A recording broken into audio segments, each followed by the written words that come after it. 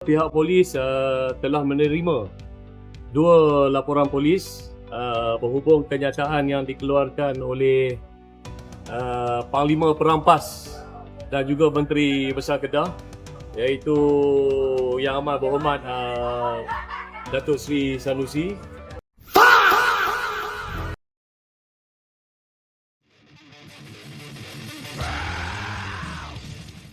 Kami tak dengar pun pihak polis tahan pemimpin DAP yang rasis ditangkap.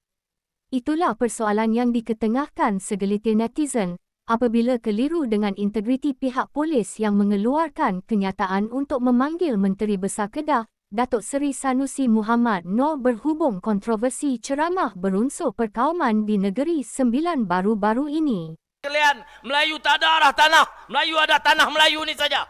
Orang India ada India, orang Cina ada Cina, orang Kemboja ada Kemboja, orang Siam ada Thailand. Melayu di mana? Melayu di sini saja.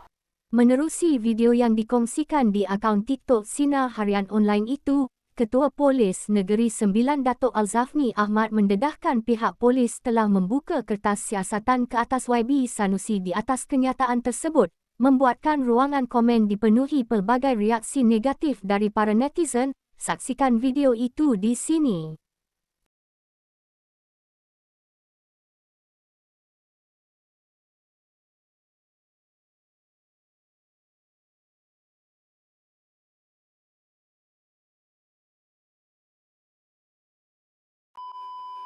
Update kita tidak dapat yang latest sehingga hari ini berapa jumlah laporan polis yang dibuat.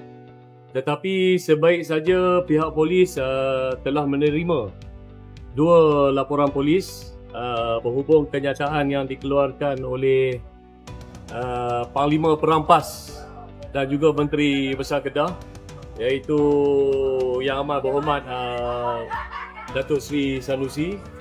Kita telah membuka kertas siasatan di bawah Seksyen 505B Kanun Kesiasaan dan juga Seksyen 233 Akta Komunikasi Multimedia 1998. Jadi siasatan masih lagi berjalan.